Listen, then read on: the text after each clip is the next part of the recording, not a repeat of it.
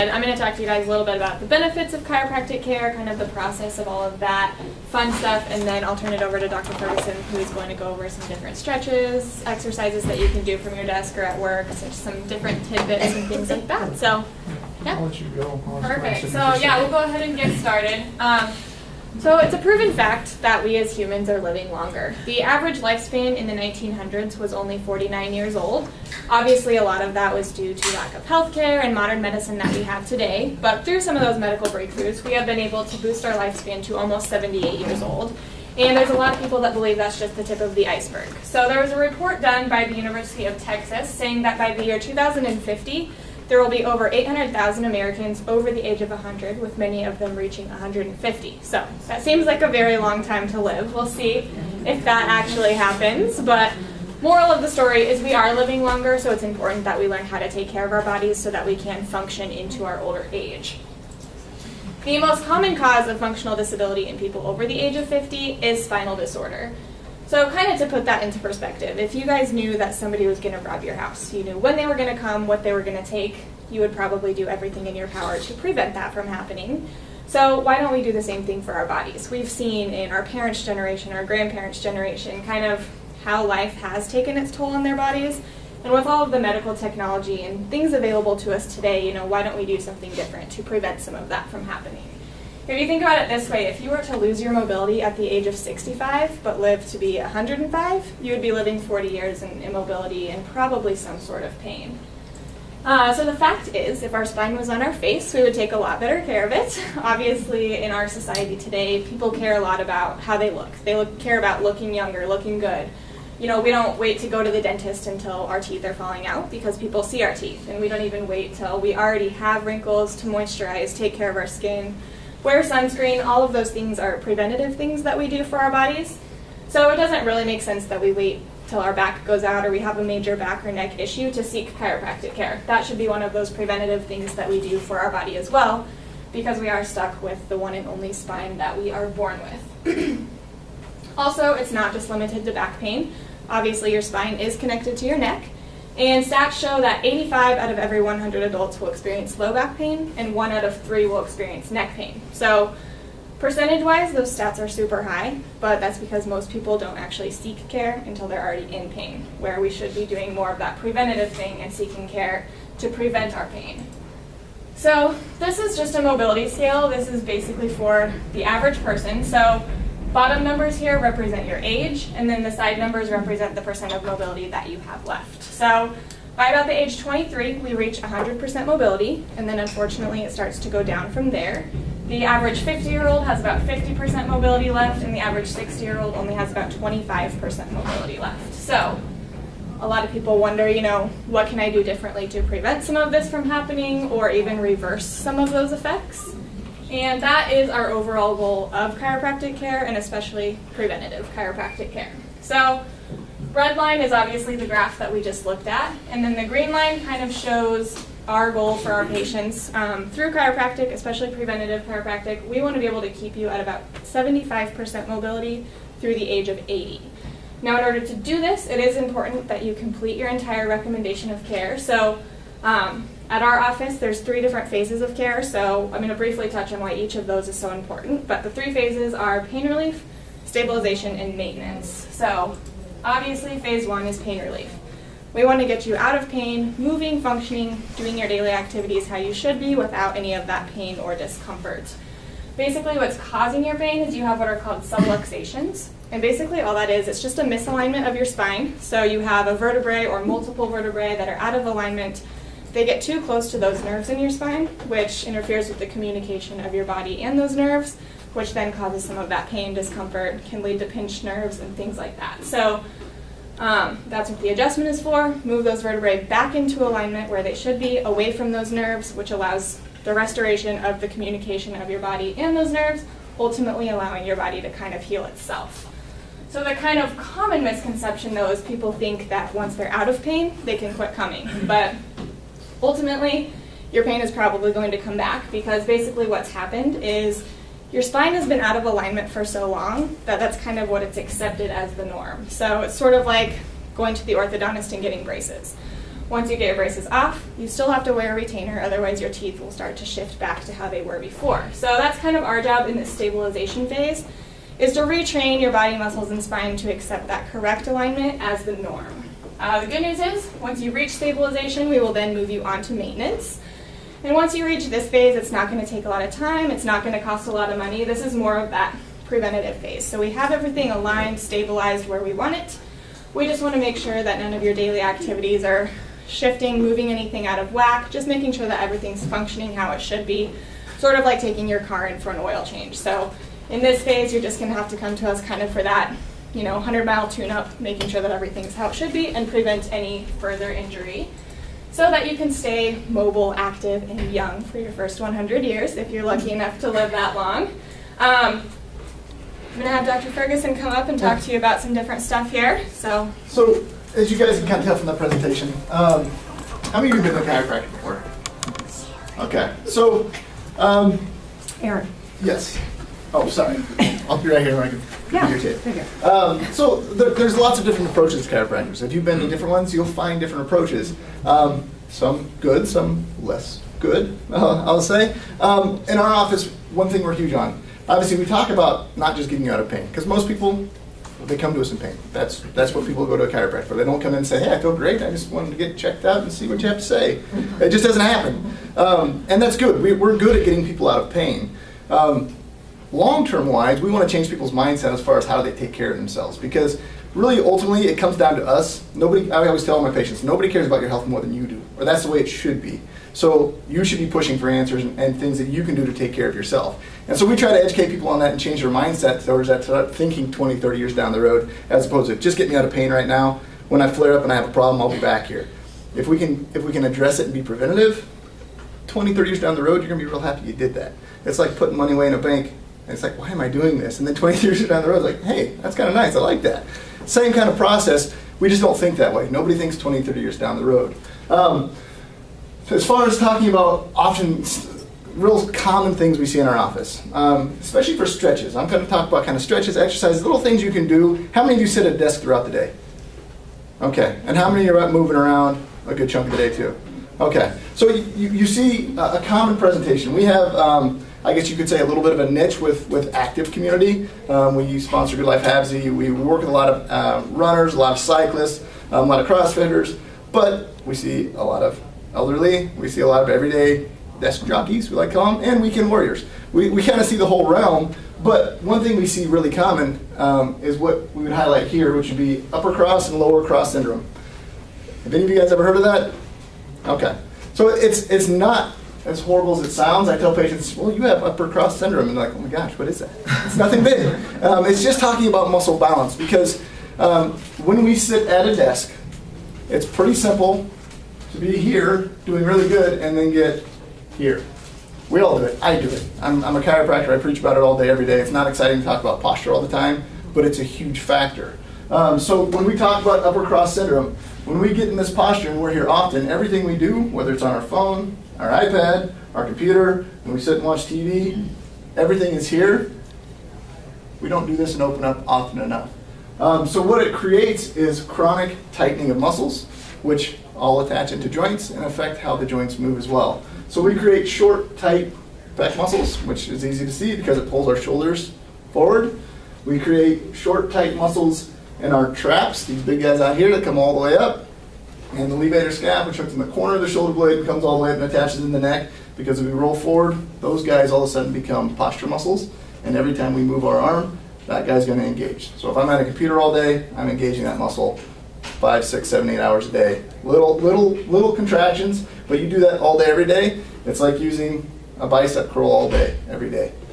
Feels good to do that and then let it rest for 2-3 days and heal up. But if I did that all day, every day, before long, this muscles become short and tight and not want to lengthen out like it's supposed to. And that's what we kind of see. On the other side of that, so these guys are short and tight. On the other side, we create long, weak, or really they're inhibited muscles. They just don't do their job. They don't contract like they should. So when we get in this posture, our head comes out straight out in front of us.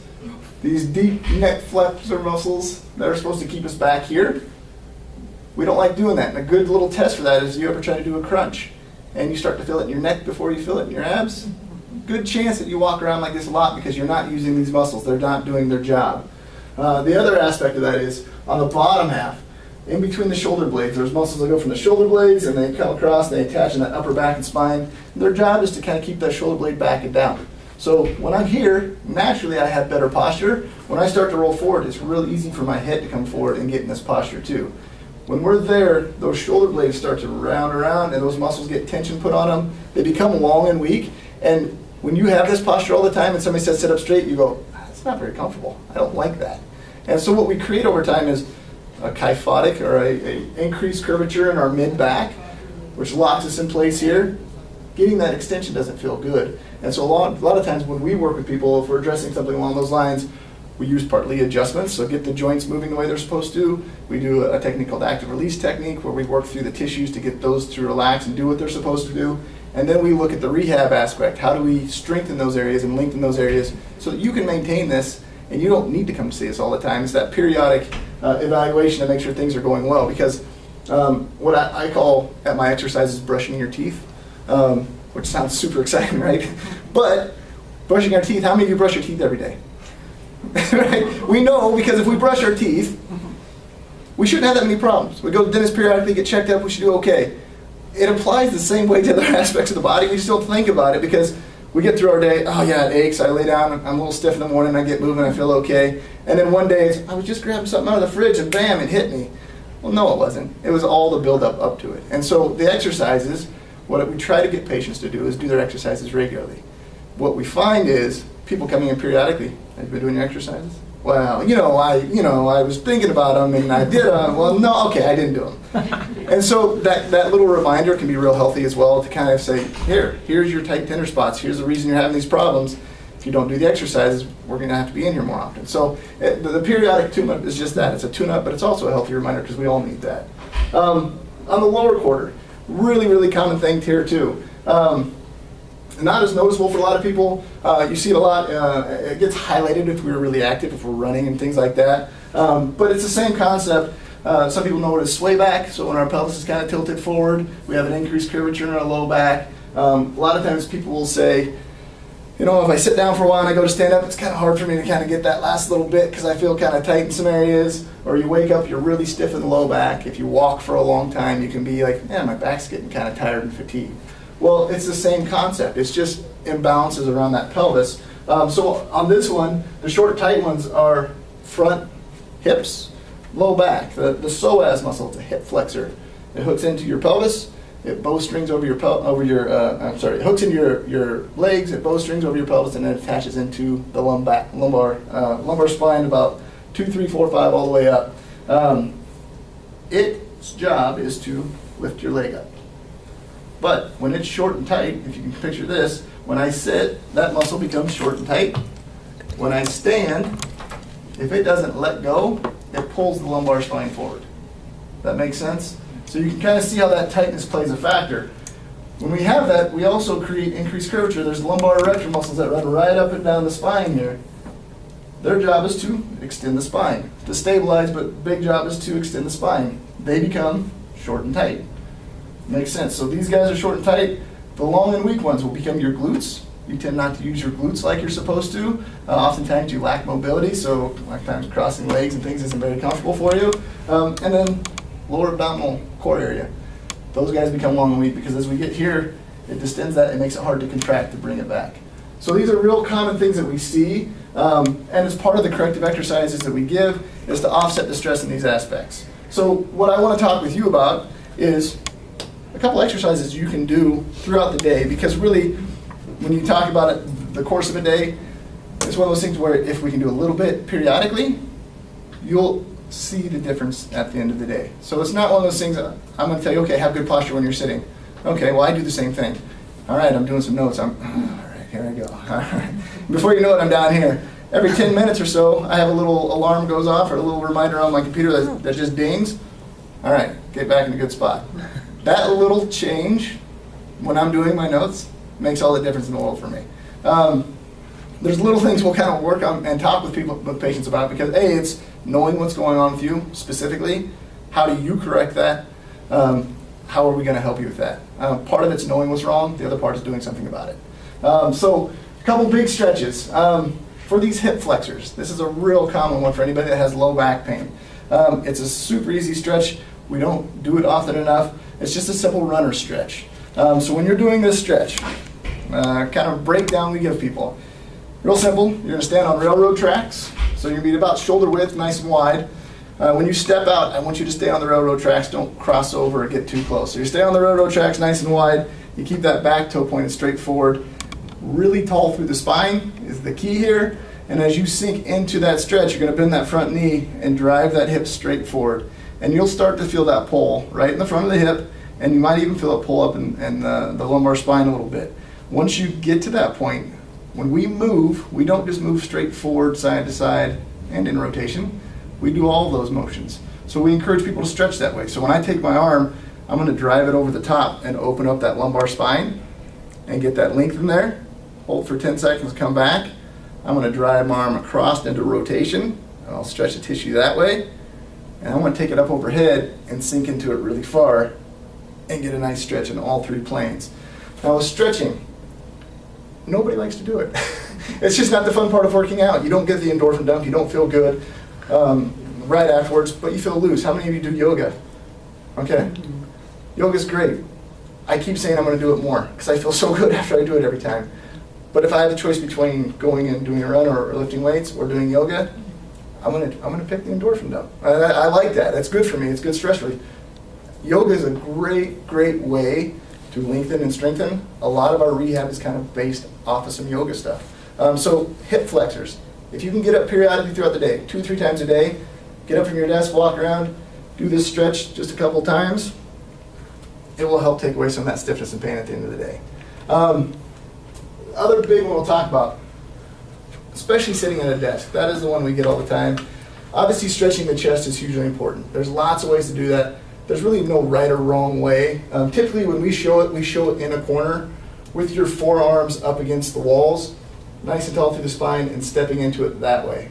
If we get real long, we start getting the hand on like a bar or something and pulling back, it's fine. You're going to get a stretch, but you're also going to stretch bicep, forearm, everything else. We want to isolate it to that elbow so we can get it as isolated to that pec minor and pec muscle as we can, opening those guys up. And when you're stretching, holding that stretch for 20 to 30 seconds. A lot of times when people stretch, they want to have a huge pulling tension type stretch. You don't need that. All you need is just enough to build tension. Hold it for 20, 30 seconds, let that muscle get used to being at that length, and then sink into it a little bit more. You just have to take your time with it, just like within yoga. You take a nice deep breath. Wow, all of a sudden I can go like 2 more inches down. What's going on here? You just got to let the muscles get used to the length. Does it matter if your rib cage is down or up when you do that stretch? It does. It depends on the person. Somebody that has really flared ribs, that is one of the first things we'll talk about, is trying to create that, because that affects the core. And core, around the whole aspect of the spine, core is the number one way you can prevent from having low back stuff. If you're nice and strong in the core, that's one thing we're going to do rehab with everybody that has a low back problem. So yeah, flaring your ribs, that's a dysfunction or a malfunction. Not that anybody has malfunctional, but they don't move the right way. Biomechanically, we call them dysfunctional. It's kind of our joke. Yeah, they're dysfunctional. But that's the whole point, is to improve your function throughout the day so you can feel better. A big one for you guys throughout the day that you can do real simple at the desk without anybody even knowing that you're up moving around, and if you just have 10 seconds. Sitting at the computer, feeling tight, take 10 seconds to sit up nice and tall, put your elbows by your sides, pull the chin back just a little bit, and then open the arms up so that you're pinching the shoulder blades back and down. When we do that, we kind of hit all big rounds. We stretch the pec minors real easily. We kind of engage these muscles in between the shoulder blades, which is what we need, the rhomboids, and we can hold that for 10 seconds, and we also force extension into the mid-back, which most of us need. I do it multiple times a day. I'm a chiropractor. I don't have the best posture. I'm much, much better than I used to be. I do these exercises throughout the day because guess what I get to do all day? Bent over people all day long. So name of the game is offsetting stress. Periodically throughout the day, I'll take a few seconds just to get here, extend, get some motion in there, stretch. And as long as I do that, I'm much better at the end of the day. I don't have all the tightness and soreness as I usually do. And then one last one I'll talk about, and this is kind of, you guys can try this because you're sitting down. I'm going to explain it. You can do it. How many of you cross your legs like so when you sit? Just ankle over knee. You guys do that at all? Okay, I sit this way all the time. You shouldn't sit this way all the time, just for the record. But for a stretch, it's fabulous because key muscles that give us a big problem. They're called external rotators. They hook in the hip, they come across, they attach into the tailbone. Their job is to rotate your foot out. And when you stand on one leg, their job is to compress that femoral head into the socket so you're nice and stable and you can balance, which balance is a huge, huge thing we work on with people as well. We get really tight in these guys because we don't use them enough and they become short and tight. The best way to stretch these guys, when you're sitting down, you cross that ankle over your knee. Everybody go ahead and just try it and see what it feels like. So cross the ankle over the knee. You can do it on that chair. Okay, I could everybody can see. Now, with your ankle on the knee, I don't care. You don't need to push the knee down. A lot of people want to push the knee down. You don't need to do that. Wherever that knee is fine. You'll find probably from one side to the next, one side's more flexible than the other. And that's normal. Nobody's perfectly symmetrically built. We're just not. But the goal of stretching should be to get as close as we can. So as I sit here, I want you to sit really tall through your spine. Now, when you did that, did you guys feel some tension get built up there? Yeah, so as we straighten the spine, we take our flexion out of that lumbar spine, we get extension. This is where we should be. This puts all the tension and locks the pelvis in place. We isolate the stretch right to these external rotators. From here, if you feel tension, for me, I have a little bit of tension here. I'll sit for 20, 30 seconds. No big deal. I feel okay. I'm not grimacing. I'm fine. I'm still typing away, doing my